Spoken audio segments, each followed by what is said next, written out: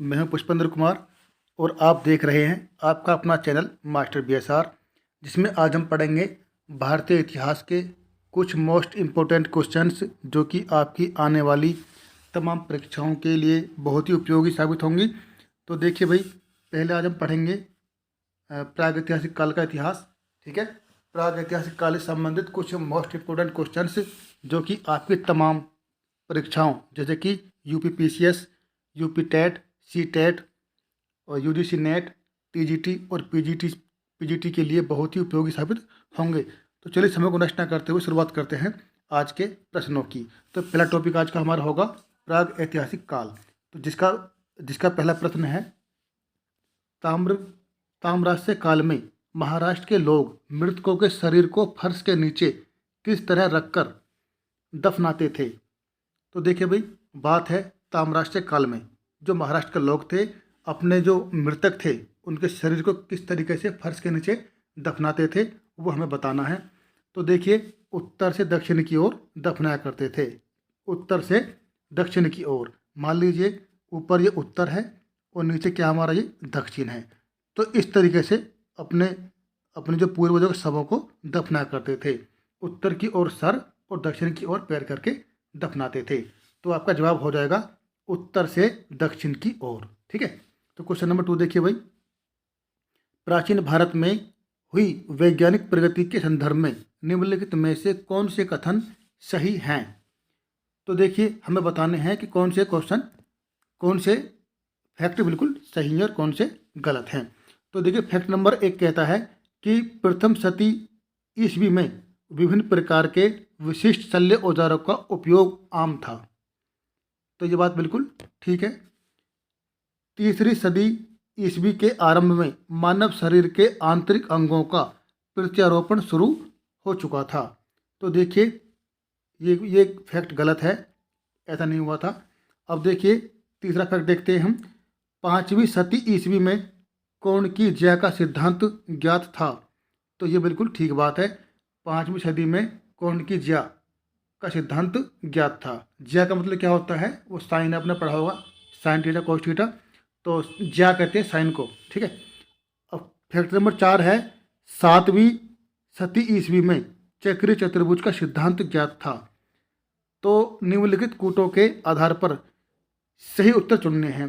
तो देखिए, तीसरा भी ठीक है और चौथा भी ठीक है और ये पहला भी ठीक है, केवल दूसरा ही गलत है। तो देखिए, 1 3 और 4। तो देखिए भाई, 1 3 4 कौन से विकल्प में हैं। तो देखिए, विकल्प नंबर सी में दिए हुए हैं। तो 1 3 4, तो विकल्प नंबर सी ठीक जवाब हो गया है। चलिए अगला क्वेश्चन देख लेते हैं। क्वेश्चन है, खाद्यान्नों की कृषि सर्वप्रथम प्रारंभ हुई थी। तो देखिए भाई, बात है खाद्यान्नों की कृषि के बारे में। तो देखिए, नवपाषाण काल में, मध्यपाषाण काल में, पुरापाषाण काल में या फिर प्रोटो ऐतिहासिक काल में। तो देखिए भाई, जो खाद्यान्नों की कृषि का प्रारंभ हुआ था वो हुआ था नवपाषाण काल में। तो ऑप्शन नंबर ए बिल्कुल ठीक जवाब हो जाएगा। चौथा क्वेश्चन है, उत्खनित प्रमाणों के अनुसार पशुपालन का प्रारंभ हुआ था। निचले पूर्व पाषाण काल में, मध्य पूर्व पाषाण काल में, ऊपरी पूर्व पाषाण काल में या फिर मध्य पाषाण काल में। तो दोस्तों बताइए कौन सा जवाब ठीक हो जाएगा। तो देखिए भी, ऑप्शन नंबर डी मध्य पाषाण काल। ठीक है, मध्य पाषाण काल में क्या हुआ था, पशुपालन का प्रारंभ हो गया था। अगला क्वेश्चन देख लेते हैं भाई। अगला क्वेश्चन है, निम्नलिखित में से किसे फलक संस्कृति कहा गया है। तो बात है फलक संस्कृति की। तो देखिए, फलक संस्कृति किसे कहा गया है। तो देखिए, इसका सही जवाब हो जाएगा ऑप्शन नंबर बी, मध्य पुरापाषाणकालीन संस्कृति। तो मध्य पुरापाषाणकालीन संस्कृति को फलक संस्कृति भी कहा जाता है। Option number B correct answer हो जाएगा। तो अगला सवाल है, मध्य पाषाणिक संदर्भ में वन्य धान का प्रमाण कहाँ से मिला था। तो चौपानी मांडो से, सराय नाहर राय से, लेखिया से या फिर लंगनार से। तो देखिए भाई, जो इसका ठीक जवाब हो जाएगा, वन्य धान का जो प्रमाण जो मिला था चौपानी मांडो से मिला था। चौपानी मांडो जो कि उत्तर प्रदेश का एक स्थल है। देखते हैं अगले क्वेश्चन। दोस्तों, इस वीडियो में तमाम प्रश्न बहुत ही मोस्ट इंपॉर्टेंट हैं और सभी यूपी पीसीएस लेवल के हैं जो कि आपकी आने वाली तमाम परीक्षाओं के लिए विशेष रूप से उपयोगी होंगे। तो आप इन क्वेश्चनों का भली भांति पढ़ लीजिए, अध्ययन कर लीजिए। चलिए देखते क्वेश्चन नंबर 7। तो 7वां क्वेश्चन है, देखिए भाई, प्राचीनतम कलाकृतियों का प्रमाण संबंधित है। तो देखिए प्राचीनतम कलाकृतियों का जो प्रमाण है वो किससे संबंधित है। तो देखिए ये संबंधित हो जाएगा उच्च पूर्व पाषाण काल से, उच्च पूर्व पाषाण काल से। तो ऑप्शन नंबर सी बिल्कुल ठीक जवाब हो जाएगा। अगला सवाल है, सराय नहर राय और मेहदहा संबंधित हैं। तो देखिए भाई सराय नहर राय और मेहदहा जो हैं, दो स्थल हैं, ये किससे संबंधित हैं, किस। तो देखिए भाई ये हैं गंगा घाटी की मध्य पाषाण संस्कृति से। तो ऑप्शन नंबर सी इसका ठीक जवाब हो जाएगा। गंगा घाटी की मध्य पाषाण संस्कृति से संबंधित हैं दोनों क्षेत्र, कौन कौन से, सराय नाहर राय और मेहदहा। अब देखते हैं क्वेश्चन नंबर 9। दक्षिण भारत की बृहद पाषाण समाधियां संबंधित हैं। जो दक्षिण भारत की बृहद पाषाण समाधियां हैं वो किससे संबंधित हैं। तो ये हो जाएंगी लौह काल से। तो ये लौह काल से संबंधित हैं। अब देखते हैं क्वेश्चन नंबर 10। तो देखिए भाई 10वां क्वेश्चन है, निम्न पूर्व पाषाण काल के मानव के बारे में निम्नलिखित में से कौन सा तथ्य सही है। तो देखिए भाई बहुत ही प्यारा क्वेश्चन है। देखिए बात है निम्न पूर्व पाषाण काल की, किसकी, निम्न पूर्व पाषाण काल की बात है। तो देखिए इसमें क्या कह रहा है कि इससे संबंधित कौन सी बात ठीक है वो हमें बतानी है। तो देखिए वह पॉलिशदार कुल्हाड़ियों का प्रयोग करता था। तो बताइए भी क्या निम्न पूर्व पाषाण काल में पॉलिशदार कुल्हाड़ी थी। तो नहीं थी। वह कौर उपकरणों का प्रयोग करता था, कौर उपकरणों का प्रयोग करता था, ये बात बिल्कुल ठीक है। चलिए आगे देख लेते हैं। वह पशुपालक था। तो नहीं, पालन जो हुआ था वो मध्य पाषाण काल में हुआ था। वह लघु पाषाण उपकरणों का प्रयोग करता था। तो देखिए लघु पाषाण उपकरण नहीं थे, बड़े बड़े होते थे, ठीक है। निम्न पूर्व पाषाण काल में लघु नहीं थे, बड़े बड़े थे। तो देखिए ऑप्शन नंबर बी, वह कौर उपकरणों का प्रयोग करता था, ये बिल्कुल ठीक जवाब हो जाएगा। अब देखते हैं क्वेश्चन नंबर 11 क्या कहता है। बृहद पाषाण स्मारकों की पहचान की गई है। जो बृहद पाषाण स्मारक हैं उनकी जो पहचान की गई है, किससे की गई है, सन्यासी गुफाओं के रूप में, मृतक को दफनाने के स्थानों के रूप में, मंदिर के रूप में, ये उपयुक्त में से कोई नहीं। तो देखिए भाई ऑप्शन नंबर बी, मृतकों को दफनाने के रूप में। जो बृहद पाषाण स्मारक हैं उनकी जो पहचान की गई है मृतक को दफनाने के स्थानों के रूप में की गई है। चलिए अब देखते हैं क्वेश्चन नंबर 12। तो 12वां क्वेश्चन है भाई, दक्षिण भारत की महापाषाणिक समाधियां किस काल से संबंधित मानी जाती हैं। तो देखिए दक्षिण भारत की जो महापाषाणिक समाधियां हैं वो लौह काल से संबंधित हैं। किस काल से, लौह काल से संबंधित हैं। अगला क्वेश्चन देख लेते हैं, राख का टीला निम्नलिखित किस नवपाषाणिक स्थल से संबंधित है। तो देखिए राख का जो टीला है ये संबंधित है संगन कल्लू से। तो ऑप्शन नंबर बी, संगन कल्लू से संबंधित है, जो कि दक्षिण भारत का एक स्थल है। चलिए आगे देख लेते हैं क्वेश्चन नंबर 14 क्या कहता है। तो 14वां क्वेश्चन है भाई कि राख के टीले किस क्षेत्र की नवपाषाणिक संस्कृति से संबंधित हैं। तो देखिए भाई जो राख के टीले मिले हैं ये कहाँ से मिले हैं, मैंने अभी बताया था ये दक्षिण भारत से मिले हैं। जब भी राख के टीलों की बात हो तो दक्षिण भारत आपको ध्यान में रखना है, ठीक है। चलिए देखते हैं अगला क्वेश्चन। तो देखिए भाई अगला क्वेश्चन है, पूर्व पाषाण कालीन मानव का मुख्य धंधा था। जो पूर्व पाषाण कालीन मानव था उसका मुख्य धंधा क्या था, कृषि और मिट्टी के बर्तन बनाना, पशुपालन करना या फिर शिकार खेलना। तो देखिए मेरे भाई पूर्व पाषाण काल की बात है, यानी पाषाण काल से ही पूर्व जो मनुष्य था, मानव था, उसका एकमात्र धंधा था वो था शिकार खेलना। क्या था, शिकार खेलना। तो option number D correct answer हो जाएगा। अगला सवाल है, सिहावल एक पुराय स्थल है। सिहावल जो है एक पुराय स्थल है। तो देखिए निम्न पूर्व पाषाण संस्कृति का, मध्य पूर्व पाषाण संस्कृति का, उच्च पूर्व पाषाण संस्कृति का या फिर मध्य पाषाण संस्कृति का। उसका ठीक जवाब हो जाएगा निम्न पूर्व पाषाण संस्कृति का। तो option number A correct answer हो जाएगा। तो 1870वां क्वेश्चन है, लंबवत पुरातात्विक उत्खनन के द्वारा, लंबवत पुरातात्विक उत्खनन के द्वारा किसी संस्कृति के इनमें से किस पक्ष का विशेष ज्ञान होता है। तो देखिए, उत्खनन जो होता है, जो पुरातत्वविद होते हैं, जो किसी ऐतिहासिक स्थल की खुदाई करते हैं, तो वो दो तरीके से खुदाई करते हैं। एक होता है लंबवत विधि और एक होता है क्षैतिज विधि। तो लंबवत जो होती है, लंबवत में क्या होता है, संस्कृति के काल मापन का ज्ञान होता है कि संस्कृति कौन से काल की है। तो देखिए ऑप्शन नंबर डी ठीक जवाब हो जाएगा। तो ठीक है दोस्तों, कहने का मतलब मेरा ये है कि अगर लंबवत खुदाई है, लंबवत उत्खनन है, तो वो सांस्कृतिक कालमापन से संबंधित होती है। अब देखते हैं क्वेश्चन नंबर 18। तो 18वां क्वेश्चन है, अल्मोड़ा के निकट लखू ओडियार पर लाल रंग से उकेरी गई मानव आकृतियां मिली हैं, वे किस काल की हैं। तो देखिए, अल्मोड़ा के निकट एक स्थान है लखू ओडियार, यहाँ पर लाल रंग की उकेरी गई जो मानव की आकृतियां मिली हैं, वो किस काल की मानी गई हैं, वो पाषाण काल की मानी गई हैं। तो option number C correct answer हो जाएगा। प्राचीन काल में आर्यों के जीविकोपार्जन का मुख्य साधन था। तो देखिए, प्राचीन काल में जो आर्य थे, उनके जीविकोपार्जन का जो मुख्य साधन था वो था कृषि। कौन सा था? कृषि। ठीक है, तो आर्यों का जो मुख्य साधन था वो कृषि था। अगला सवाल है, निम्नलिखित में से किसको चालकोलिथिक युग भी कहा जाता है। तो देखिए दोस्तों, चालकोलिथिक युग जो कहते हैं, ये कहते हैं ताम्र युग को। तो ऑप्शन नंबर सी ठीक जवाब हो जाएगा। ताम्र पाषाण युग को ही यानी कि कोपर युग को ही, या कोपर एज को ही हम क्या कहते हैं, चालकोलिथिक युग भी कहते हैं। तो अगला क्वेश्चन, अभी 21वां क्वेश्चन देखेंगे। मध्य प्रदेश में प्रागैतिहासिक शिलाचित्र कहाँ पाए गए हैं। तो देखिए, मध्य प्रदेश में जो प्रागैतिहासिक काल के शिलाचित्र हैं वो कहाँ से पाए गए हैं। तो ये पाए गए हैं भीमबेटका से, जो कि मध्य प्रदेश के रायसेन जिले में स्थित है। भीमबेटका की गुफा जो कि शिलाचित्र के लिए जानी जाती है। अगला सवाल है, भारत में किस शिलाश्रय से सर्वाधिक चित्र प्राप्त हुए हैं। तो देखिए, भारत में किस शिलाश्रय से सर्वाधिक चित्र प्राप्त हुए हैं। तो ये प्राप्त हुए हैं भाई, ऑप्शन नंबर बी देखिए, भीमबेटका से। ठीक है, अभी एक क्वेश्चन पहले आया था, तो भीमबेटका से संबंधित हैं। तो भीमबेटका से सर्वाधिक चित्र प्राप्त हुए हैं।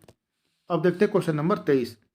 तो दोस्तों, यदि आप हमारे चैनल पर नए हैं तो चैनल को आज ही सब्सक्राइब कर लीजिए, ताकि हमारी तमाम वीडियोज आप तक पहुंच सकें। चलिए देखते हैं अगला क्वेश्चन क्या कहता है। तो क्वेश्चन नंबर 23 है, भारत के कुछ क्षेत्रों में लोग जमीन के अंदर गड्ढे में रहते थे, इस बात का संकेत खुदाई से निम्नलिखित में मिलता है। तो देखिए भाई,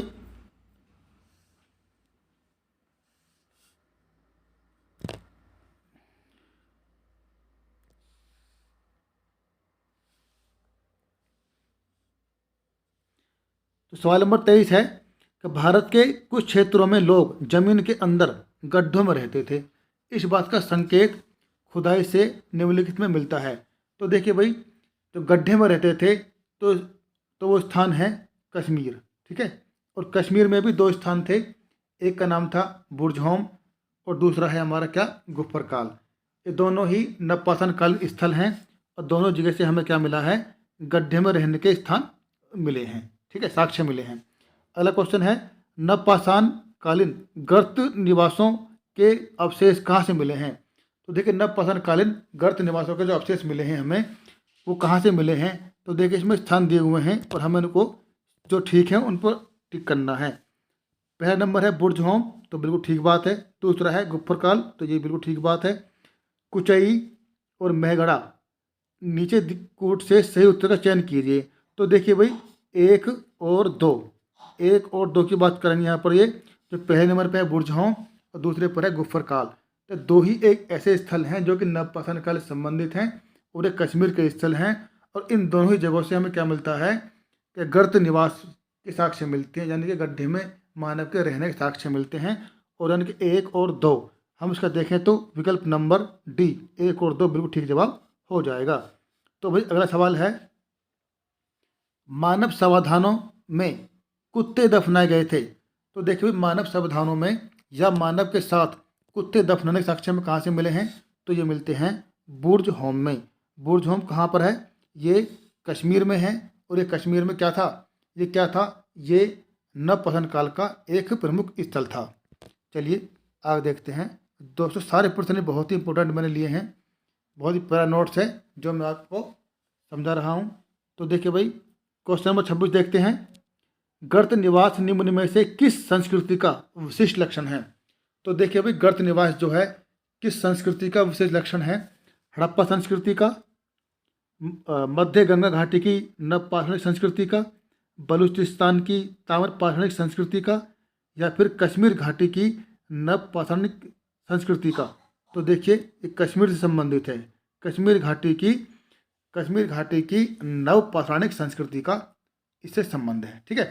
सवाल नंबर 27 देखते हैं। निम्नलिखित में से किस स्थल से मानव कंकाल के साथ कुत्ते का कंकाल भी सावधान से प्राप्त हुआ है? तो देखिए भाई, मानव के साथ में कुत्ते के दफनाने का भी साक्ष्य मिला है। तो कहाँ से मिला है? वो मिला है हमें बुर्ज होम से। तो option number B correct answer हो जाएगा, बुर्ज होम। ठीक है दोस्तों, चलिए देखते हैं क्वेश्चन नंबर 28 क्या कहता है।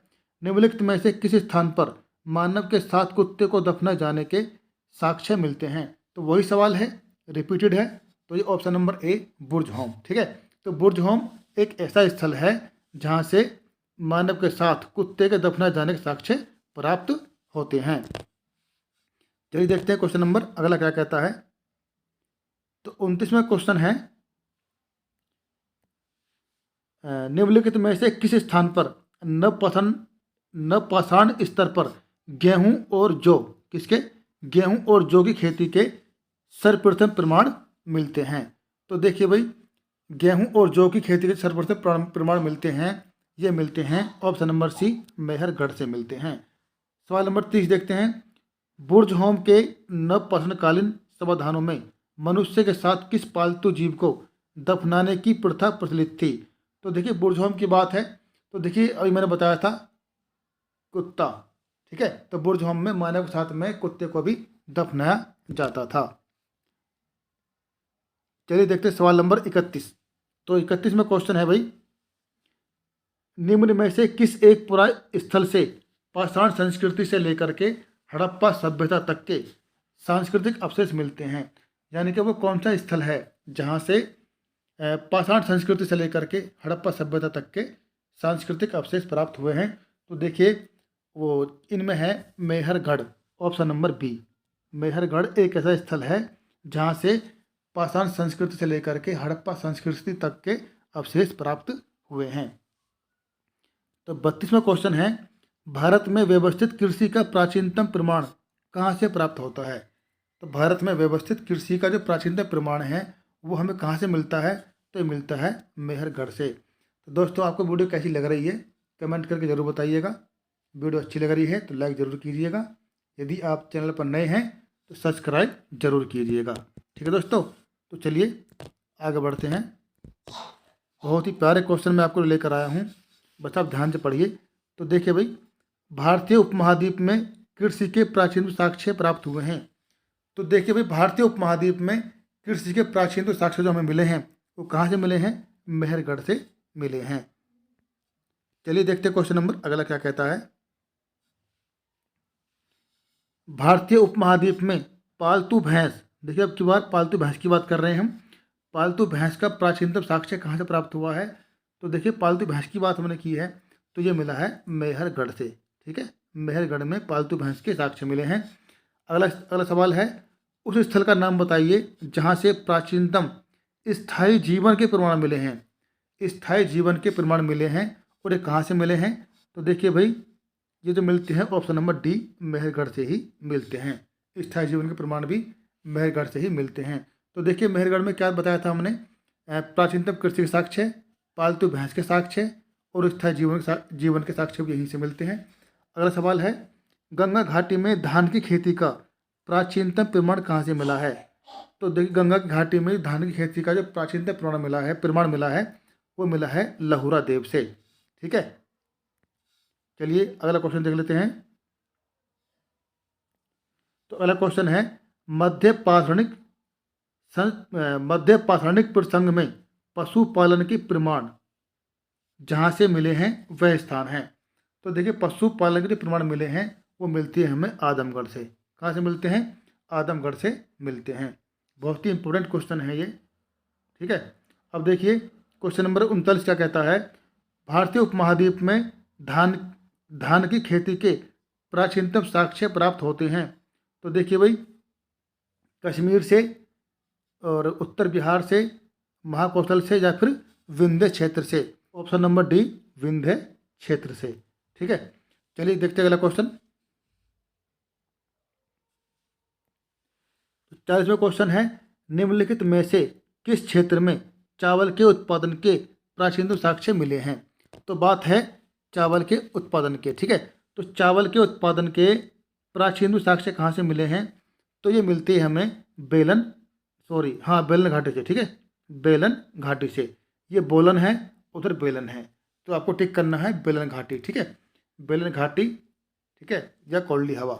अब देखते हैं क्वेश्चन नंबर 41, उच्च पुरापाषाण युगीन हड्डी की बनी मातृ देवी की प्रतिमा कहाँ से प्राप्त हुई है। तो देखिए, हड्डी की बनी मातृ देवी की जो प्रतिमा मिली है वो कहाँ से मिली है, वो मिलती है हमें बेलन घाटी से, ठीक है। बेलन घाटी जो कि उत्तर प्रदेश में है, ठीक है।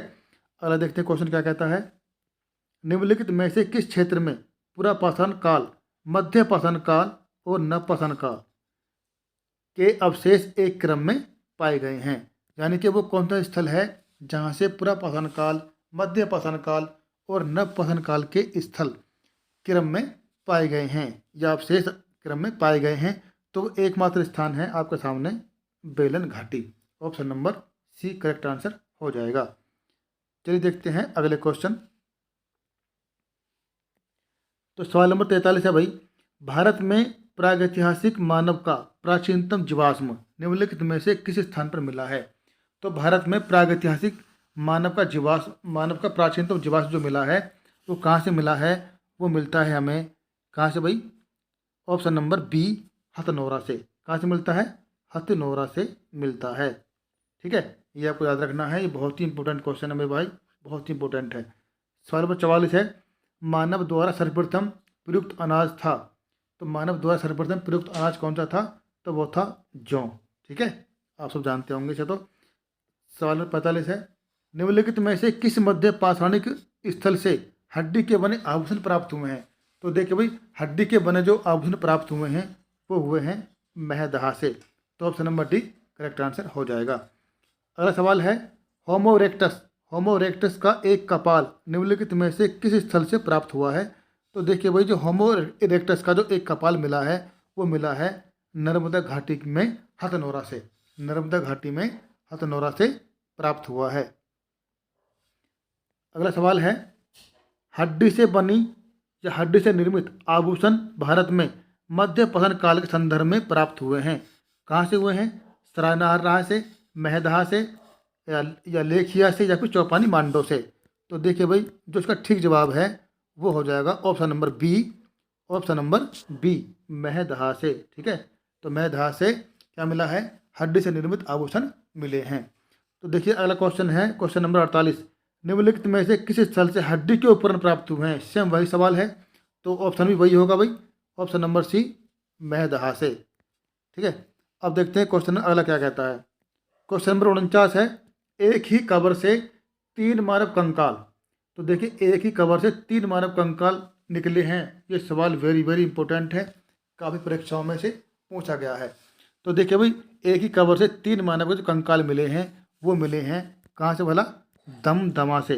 कहाँ से मिले हैं, दमदमा से, ठीक है। क्वेश्चन नंबर 50, गंगा के मैदान में मानव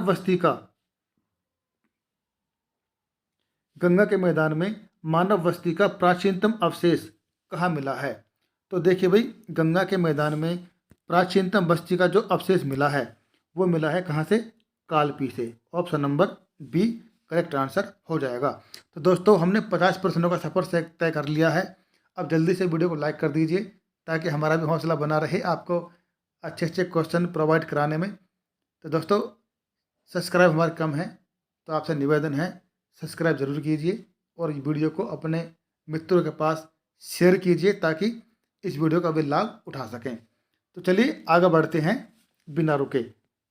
दधेरी एक परिवर्ती हड़प्पीय पुरास्थल है। जम्मू का पंजाब का, हरियाणा का या फिर उत्तर प्रदेश का?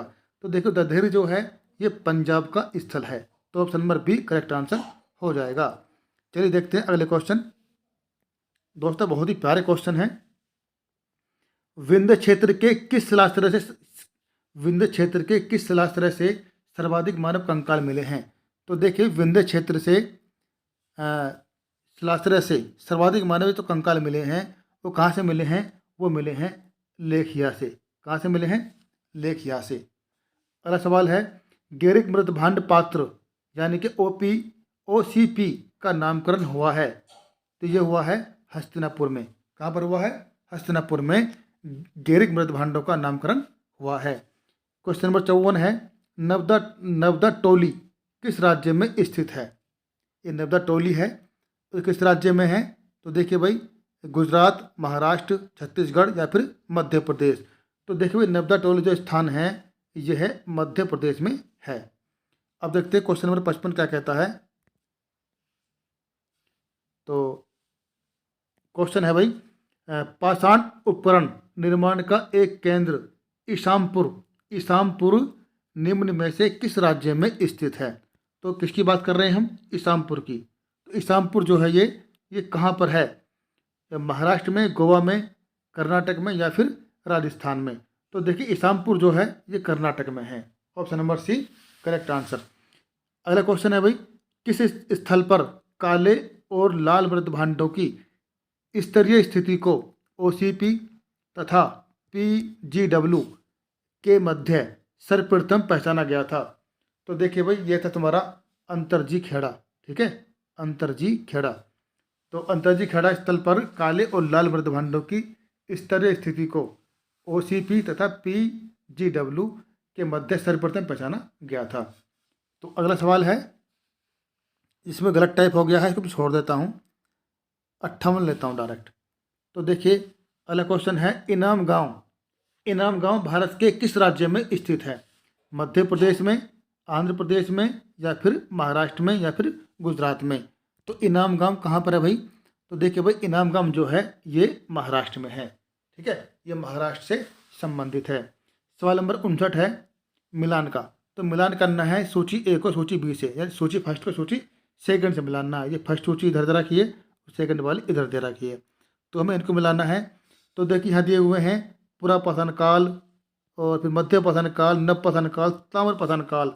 उधर दे रखे हैं कच्चे व पक्के मकान, नदी तट अधिवास, शिलाश्रय अधिवास और गर्त अधिवास। अभी कूटों को हमें क्या करना है? मिलाना है, इनको आपस में हमें मैच करना है। तो देखिए भाई पहले बात करूँगा पुरापाषाण काल के बारे में।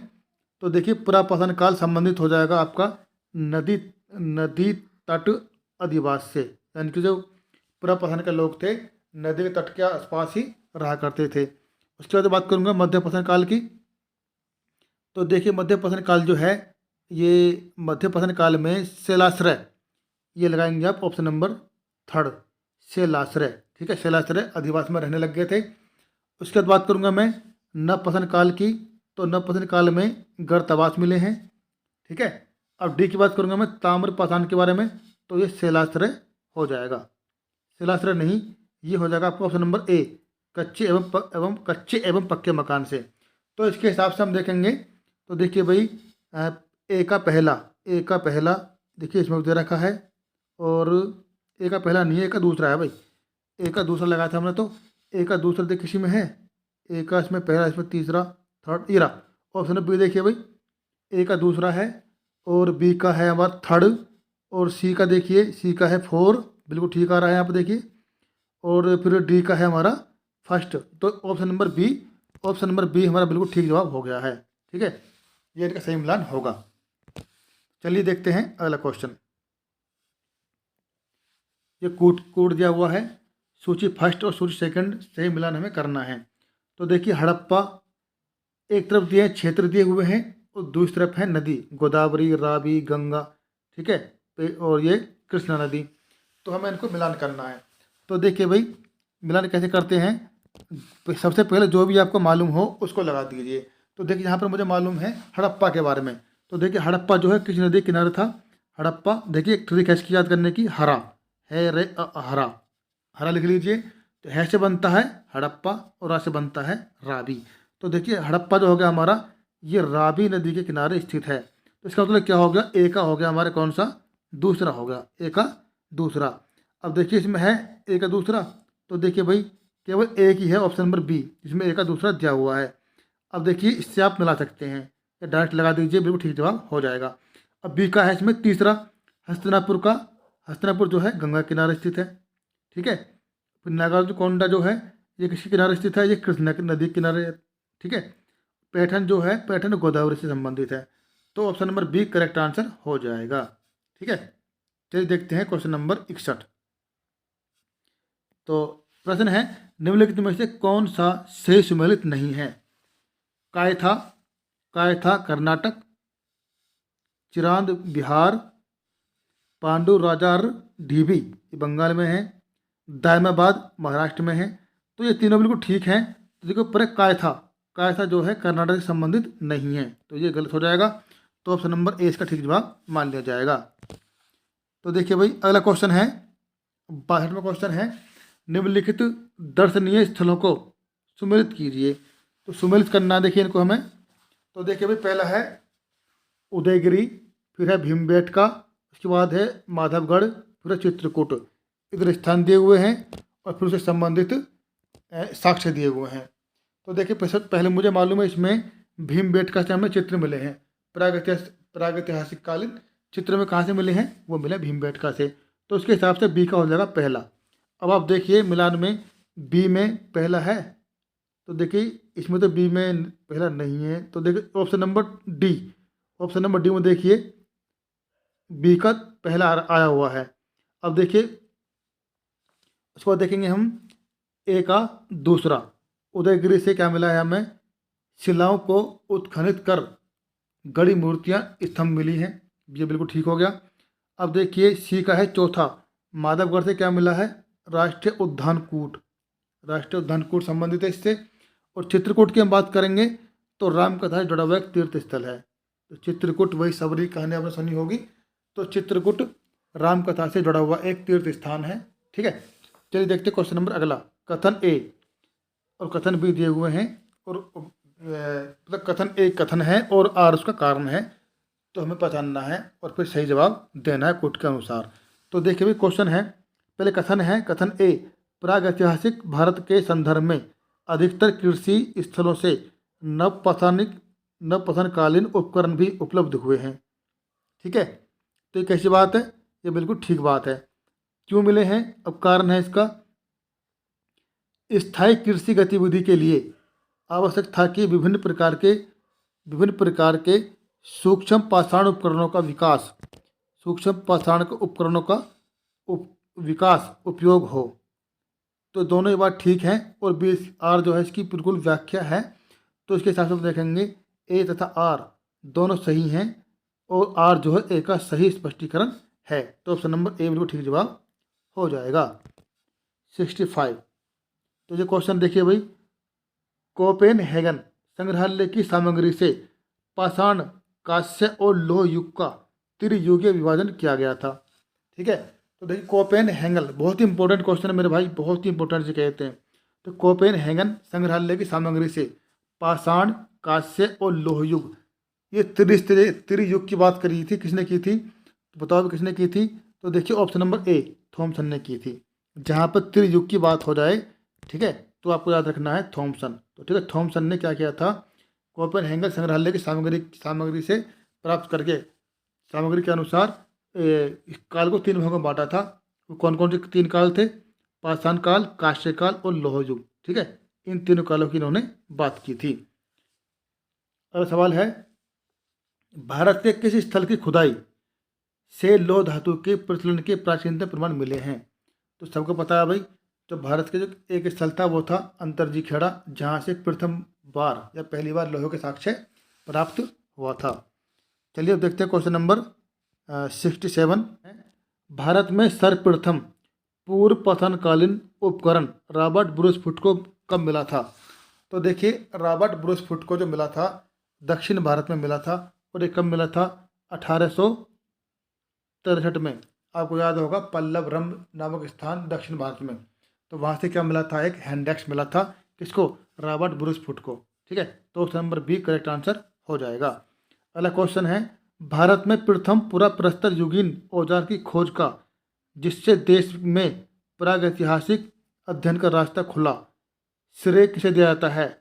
तो ये श्रेय जाता है रॉबर्ट ब्रूस फुट को, यानी कि आरबी फुट को। ठीक है, तो रॉबर्ट ब्रूस फुट को 1863 में दक्षिण भारत में कहाँ पर, पल्लवरम नामक स्थान पर एक हैंडेक्स मिली थी, और यहीं से ही कालों का खुलासा होने लगा था।